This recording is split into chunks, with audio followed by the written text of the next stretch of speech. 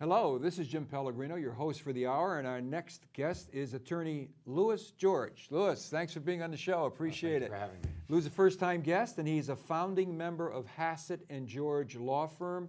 Been practicing the law for about 24 years, and Louis represents entrepreneurs, businesses, both large and small, in a wide variety of litigation matters. I think that's fair to say, Louis, right? Yes. And for the listening audience today, this is really a good subject for everyone in the audience. I mean, for everybody in the audience, because what we're talking about today is Louis's experience with what we're talking about is social host liability, which is relevant to our audience for sure. So, Lou, let's start off by me asking you the question, what is social host liability? When anyone entertains people in their home or in an event situation, not a bar or restaurant, but whenever they entertain someone and alcohol is provided, there are risks that someone could be injured, they could be serving the wrong people, and there's liabilities that come from hosting that type of social event. Okay. And that's where you get into the... And this time of year is ripe for these things, right? You got proms, you got graduations, you got kids meeting with each other because they're all getting together after school, that kind of thing, right? So why don't you talk a little bit about, let's jump to the consequences. Before you give us some examples, tell the audience, Lou, what are the consequences if you get yourself in trouble serving alcohol? Well, actually, it could be if you use drugs as well, right? Oh, I'm sure, but you're primarily right. alcohol. But primarily alcohol. Okay, because alcohol is legal and people serve alcohol, have it at their homes, okay. and that's when things occur. And from a liability standpoint, there's civil and criminal liabilities and damages to reputation that could occur if you're found to be at fault for serving either someone who injures someone else, serving a minor. If there's injuries to third parties or injuries to that minor, there could be lawsuits against the individual who was the social host.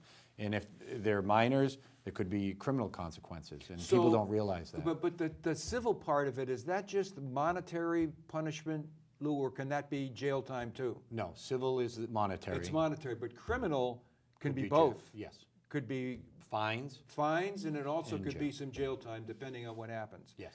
But the other thing that people have to remember is the reputational part of it, right, Lou? Because if you get caught up in one of these things where you're serving alcohol to young people, and something happens like you're describing, reputationally, I mean, you may get a $500 fine and get ruined for life, reputationally, on the basis of what the media say when they cover this, right? So that's another thing that people should keep in mind. True. Okay, so, you know, in the some of the background preparation that I did for the show, the information that I saw was that there are situations where you're talking about adults serving adults. Yes. There are situations where you're talking about adults serving minors where no one gets hurt, but the other parents find out, right? And then there's adults serving minors where someone does get hurt. Can you take those three things and break them down for us, Lou, please? Sure. Beginning with the standard social event where adults have other adults over, serving alcohol. When an adult serves another adult alcohol in a fairly responsible manner, and that adult goes out and injures someone, the social host will not be responsible. Will not be responsible. Will not be responsible, because the law presumes that an adult understands the effects of the alcohol, and it's that cause, that action, which resulted in the injury, not someone serving it. So there's kind of a break in the chain. Okay. And there's no link between the social host and the injured party when it's an adult. Mm-hmm. That all changed. The one exception to that is if there was some reckless conduct, some willful acts, doing shots, someone very drunk, and they putting them in the car and sending them on their way. So there could be some exceptions to that, but very few. Okay. The minors. It's the minors. When parents have children and the children want to have a few friends over, it could be a pre-prom party, a post-prom party, a graduation party, and the children are close to drinking age, they feel they're doing the right thing if they have the people there and they don't let them leave. And if parents provide that alcohol or know that that alcohol is there, and one of those minors goes out and injures someone else, the social host has some grave consequences. I see. And then when an adult serves a minor and that minor themselves is injured, not injuring a third party, the social host still has grave consequences. Okay, so what happens if I'm a minor and I have something to drink and you're home, Lou, and I go home and I say to my mom and dad, what a great time I had at Lou's house tonight. We had all sorts of great things going on, including liquor. A guy gave me a couple of shots of vodka. What happens then? Nothing civilly, because there were no injuries or damages that resulted, fortunately. But criminally, there are laws that do not allow adults to furnish alcohol, allow minors to store or have alcohol on their premises.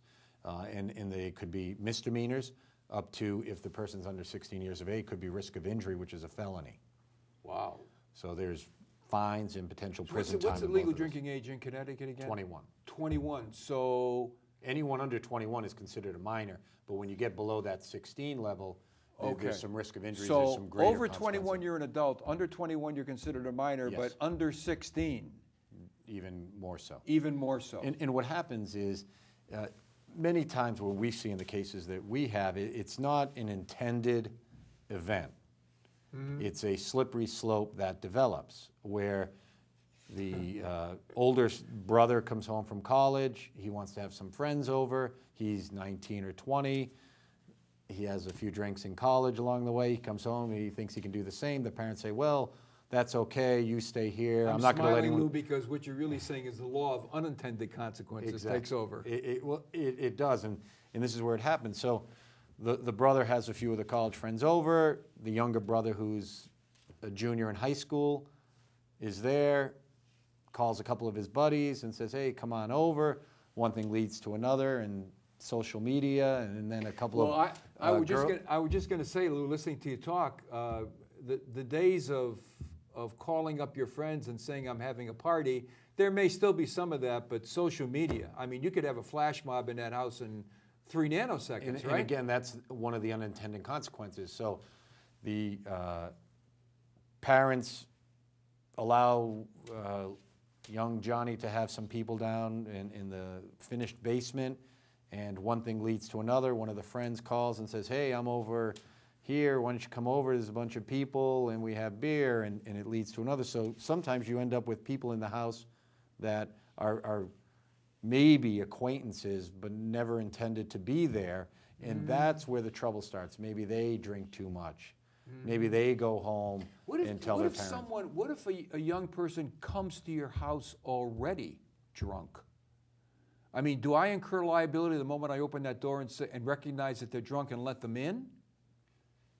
Well, it's a reasonable precaution that you have to take. If you're not allowing them to drink and you're taking care of them, I think there's very little liability in that type of situation. Give us a couple of real-world examples, Lou. Tell the audience some real-world examples of what you've litigated. Well, one is the situation where the college brother has the party and a few people come over.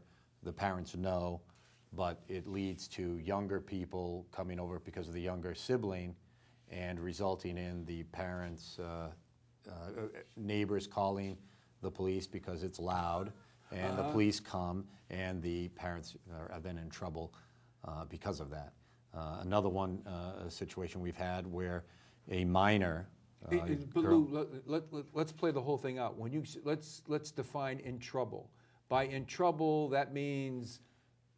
What do I do? I come after you with a lawyer and we go to court? What does in trouble mean? In trouble, number one, means with the law and the criminal violations. The minimum would be a first-time offense would be an infraction for providing or having alcohol present. Serving it to a minor, then it goes further down the line to a misdemeanor, and then again, if they're under 16, it could be risk of injury. So Lou, what happens? I mean, I'm a business person, I travel a lot, right? And I think my kids are fairly responsible. So what I do is I go away. And while I'm away, something happens. I'm still liable. Yes, and we've had the situations where the parents have gone away and state, well, I wasn't home, how do I know? But we learned along, and what happened in that situation was a minor came, unfortunately resulted in a fatal accident where one car hit a tree and passed away. So it was very grave consequences. But what we learned was that event party occurred every year on that particular weekend, and T-shirts were made, and the parents ultimately had knowledge. They weren't there.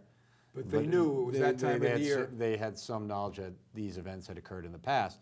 So that's where you take the reasonable precautions. If you're really away and you have teenagers home and you have liquor in the house, you want to lock it up. Now listen, Lou, we've been talking primarily about what can happen in the home.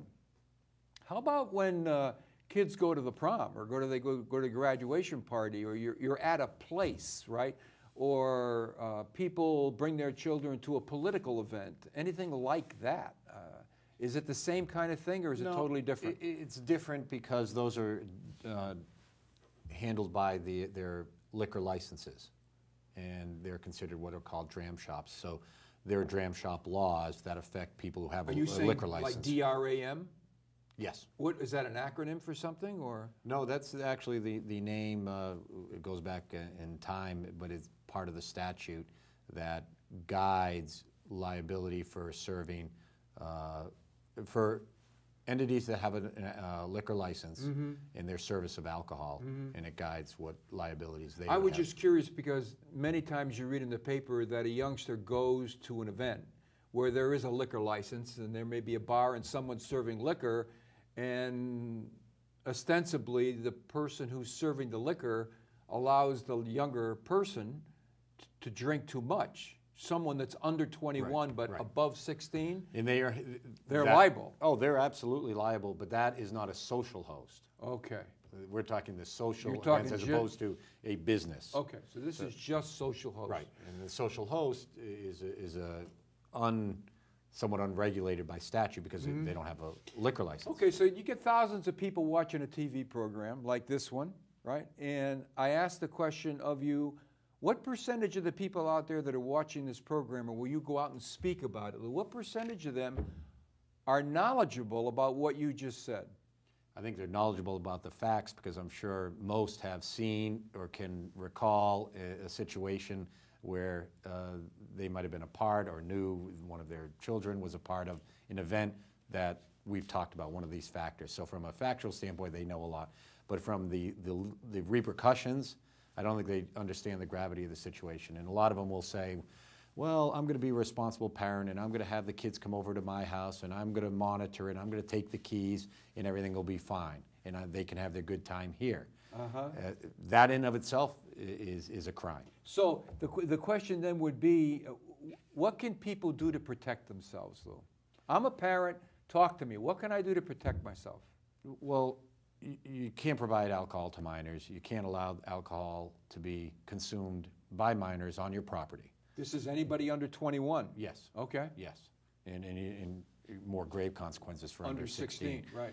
But that's an absolute. It just isn't allowed in this day and age. Where years and years ago that might have been a little different, but now that there's grave circumstances, so you can't provide that alcohol. And then in situations where you are providing alcohol, whether it be adults, you need to take very reasonable precautions on who's drinking, how much they're drinking, and really monitor it. It's become a much more serious event over the years. So if I'm home, is what you're saying that I should very discreetly make my presence known, or should I stay in a room all by myself? You're saying I should really... Willful ignorance is not an exception. Okay. Willful ignorance. That's a legal, that might be a legal term. Right. Willful ignorance isn't going to help you, so staying away. Well, I was upstairs sleeping. I knew there were 30 kids downstairs, but I was sleeping, I really didn't know, I didn't know, so you can't hold me responsible. And that doesn't work. That doesn't work. You have to take the reasonable precautions.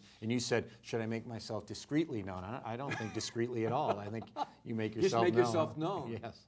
Okay. So, just out of curiosity, what would you do, Lou, in order to get people in general educated about, because you're really saying to me, they can tell stories about the facts of what happened, Right. but they really aren't very educated about the consequences that go along with the facts. Right. What should be done to get people educated? I don't know that there's a lot you can do other than this type of conversation. I don't think there's any seminars that they could go to. But I think a responsible parent, once they know that the consequences of having alcohol and minors together is a major problem, the responsible parents will learn and take the proper precautions. But I just don't think they completely understand that. And The consequences. right, and there doesn't have to be an injury. There doesn't have to be a third party hurt or a minor hurt. It could be a complaint. It could be a complaint by another parent. So Lou, we got about a minute and a half left. If it were a year from now, have you back on the show, what would you be saying to me relative to, is this situation getting better? Is it getting worse? Would you be handling more cases? You think the word's getting out? Where do you think we'll be a year from now? I have seen it getting better. Okay.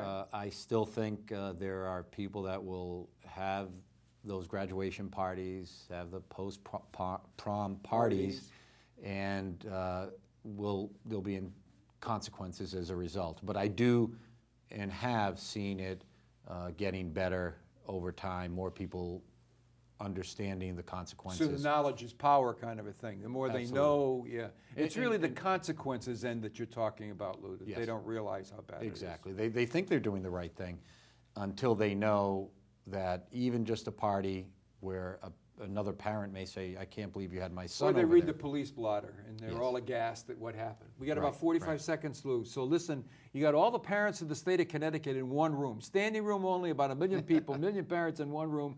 Lou standing up there, and you say what to me? I'm going to tell you there's 1 or 2 things you need to know about this, and what are those 1 or 2 things? Got about 30 seconds. Minors and alcohol can't come together. You can't have them together. That's number one. Whatever precaution you're taking, they can't be together. And you can't host it, and you can't provide it to them. That is the most important. That is the most important thing. Right. Lou, it's been a pleasure having you on the show. Hopefully people will listen to what you've said, understand the consequences, and simply not do it. It's been a pleasure. Thank you very much. Appreciate it. And we'll be back next month.